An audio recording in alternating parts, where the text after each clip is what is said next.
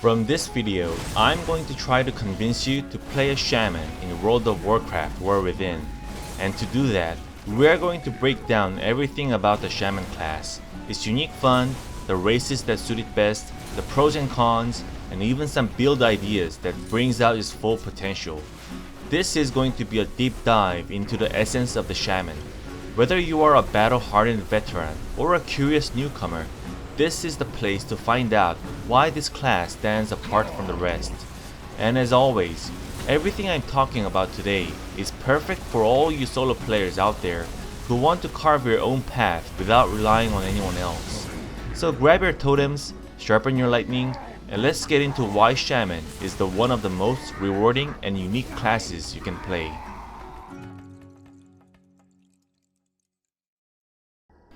Are you still searching for the ultimate all-rounder? The Shaman is the ultimate choice for anyone who wants the class that can do it all. With a Shaman, you can become a storm-wielding warrior who smashes foes with weapons infused with lightning, or a destructive caster channeling the raw forces of nature. If you have ever dreamed of mastering melee, casting, and healing all within a single character, this is the class for you.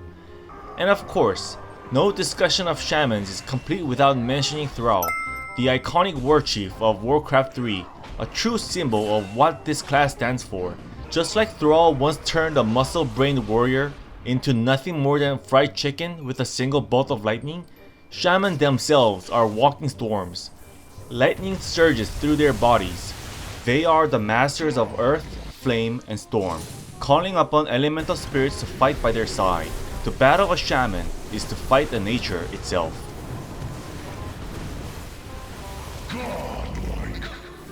When it comes to choosing a race for your Shaman, it honestly doesn't matter too much. It's your story, and you can build it however you want. But if you want to lean into the lore and really feel the classic Shaman vibe, then for Horde I would recommend going with an Orc, and for the Alliance, a Draenei. For Orcs, not only do you get Blood Fury for extra burst damage, but you also gain stun resistance, a huge benefit for a class that tends to take a lot of hits while fighting up close. Beyond that, the Horde gives you plenty of strong options like Tauren and Trolls, so you've got a lot of freedom to experiment. On the Alliance side, your options are more limited. Lore-wise, Draenei feel perfect as Shamans, but their ratios don't offer anything particularly powerful for the class. If PvP is your priority, you could consider going for the Dark Iron Dwarf or a Kultiran for their extra knockback abilities. That can open up some fun and unique playstyles. And that wraps up the racial options. And speaking of bringing your gameplay to life, let me tell you about something that can seriously level up your WoW experience. If you ever need a hand in World of Warcraft, check out PlayHub, a global player-to-player marketplace built for gamers and by gamers. Whether you are looking for PvP coaching, dungeon help, or just trying to improve your overall performance, PlayHub connects you directly with experienced players offering personalized support. Everything is secure with verified sellers, buyer protection, and 24/7 assistance to make sure your transactions are safe. And here's the cool part. On PlayHub, you can also become a seller, turn your old items into real value with just one profile. Need help in other games such as Diablo and Paths of Exile series? You will find all of that and more on PlayHub. Let's talk about key builds and the secrets to unleashing devastating bursts. Long story short, the Farseer hero talent tree is the centerpiece of the modern elemental Shaman. It lets you summon ancestors, spirit allies who fight beside you, casting damaging spells at your enemies or healing spells on your allies. Think of them as echoes of ancient power, unleashed at the just right moment. The core identity of an elemental Shaman isn't about heavy-hitting single blows. Instead, it's about relentless, rapid-fire pressure, stacking up damage through a flurry of spells like a magical Gatling gun. To make this work, you will rely on two main triggers to bring out your ancestors: Ancestral Swiftness and Primordial Wave. Use them wisely, they are your keys to summoning the storm. Among your most important tools is Flame Shock. This spell doesn't just apply pressure over time, it also helps generate your Maelstrom resource, fueling your strongest abilities. Every time it comes off cooldown, apply it to a new target. Here's a small tip. If you need to quickly spread Flame Shock, there are two powerful tools at your disposal. First, the Liquid Magma Totem. Drop it down and it will automatically apply Flame Shock to multiple enemies in range. The second is your Ascendance form. The moment you transform, it instantly applies Flame Shocks to nearby enemies. So if things are getting chaotic, don't hesitate, pop Ascendance and let your enemies burn before they even realize what hit them. Here's another tip to maximize your damage window. When you have summoned your elementals, your damage ramps up significantly. Always aim to have both Storm Elemental and Fire Elemental active at the same time. Next, cast the Primordial Wave to summon your ancestors, which will follow up with Totem of Wrath to further amplify your damage output. These layers stack into a perfect storm. Now you've got options. You can hit Ascendance right here for a guaranteed burst, or if you're running the Deeply Rooted Elements talent, you can gamble. Start spending Maelstrom like crazy, and wait for the Ascendance to trigger passively. When it procs, don't hold back. Activate the Ascendance again, and begin unleashing a relentless flurry of AoE lava bursts, each one tearing through your enemies like molten meteors from above.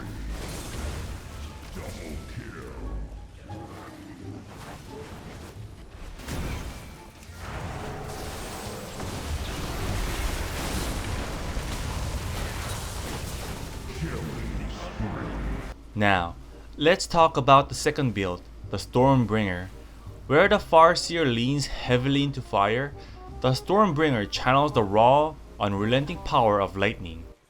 The Stormbringer is a walking thunderstorm, pure electricity in motion.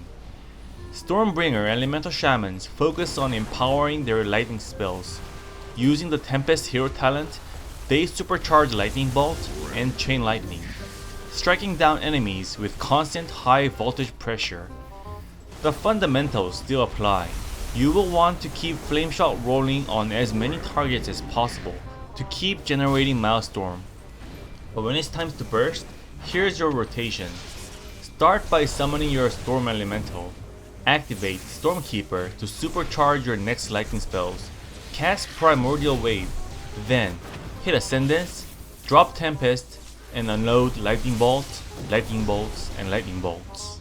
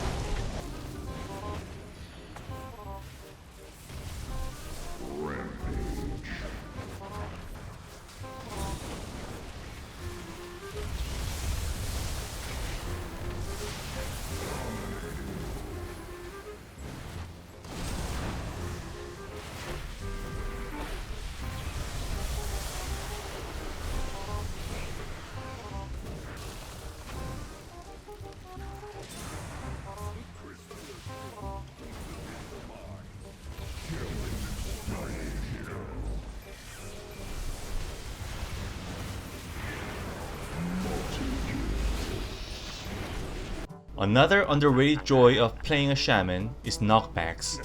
In World of Warcraft, knocking enemies off cliffs is one of the most satisfying and frankly the easiest ways to secure a kill.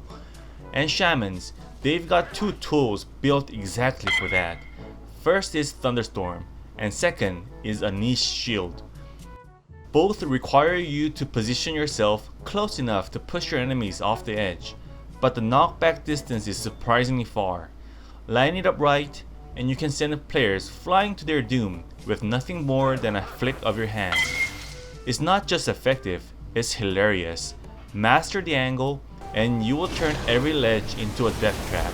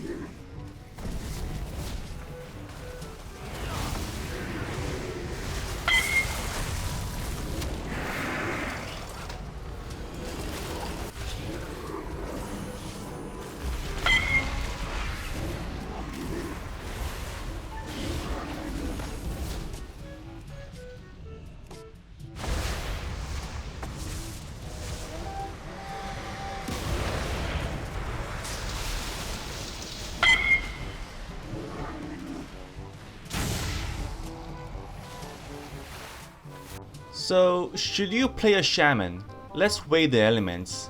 The pros. Versatility. Shamans are the ultimate hybrid.